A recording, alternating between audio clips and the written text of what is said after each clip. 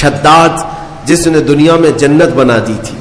آپ کو اگر میں یہ تاریخ سناؤں تو حیرت ہوگی کہ ایک کشتی، میں آپ کو بتاتا ہوں، ایک کشتی میں سفر کر رہے لوگ، کشتی میں اچانک پانی چڑھ گیا اور دھیرے دھیرے کشتی ٹوٹ گئی اور طوفان کی نظر ہو گئی، جتنے تھے سب ہلاک ہو گئے. اس کشتی میں ایک ماں اور ایک بچہ. وہ بچہ صرف 4-5 دن کا تھا یا کچھ مہینے کا تھا. ماں جو ہے ایک تخت کو پکڑ کر کے اپنے بچے کو تخت پر لٹا دیتی ہے اور خود ڈوب جاتی ہے. اس کشتی میں کوئی موجود نہیں رہا. ایک بچہ 4 دن کا یا 6 دن کا وہ تخت کے سہارے بہتے بہتے کنارے تک آ کر لگ گیا.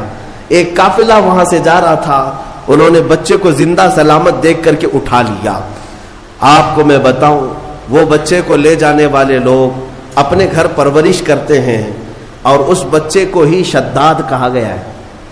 وہ جو بچہ تھا جس کی ماں بھی مر گئی، سارا قافلہ ڈوب گیا، تنہا جو بچہ کسی کے ہاں کفالت میں کسی کے زیر نگی رہا، وہ شداد تھا.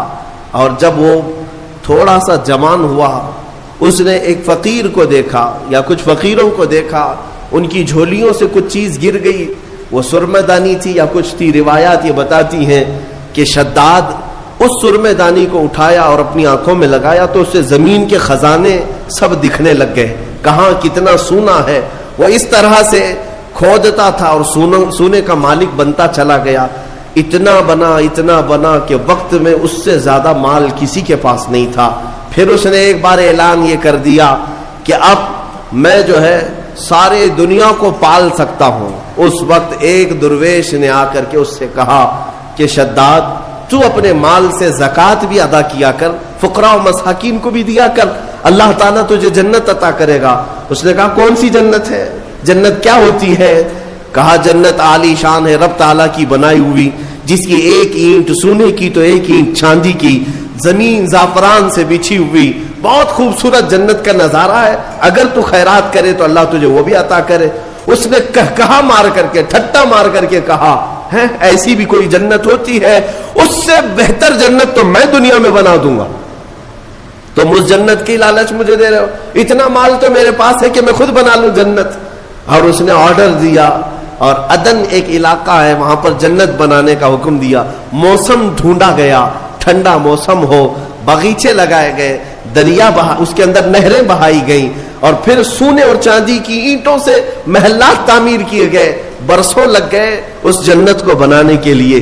پھر وہ وقت آیا کہ جب شداد اس کی اوپننگ کے لیے اپنے گھر سے نکلا، اپنے گھوڑے پر سوار ہو کر، طاقت کا نشہ، دولت کا نشہ، غرور کہاں لے جا رہا ہے، دنیا میں جنت بنایا ہے.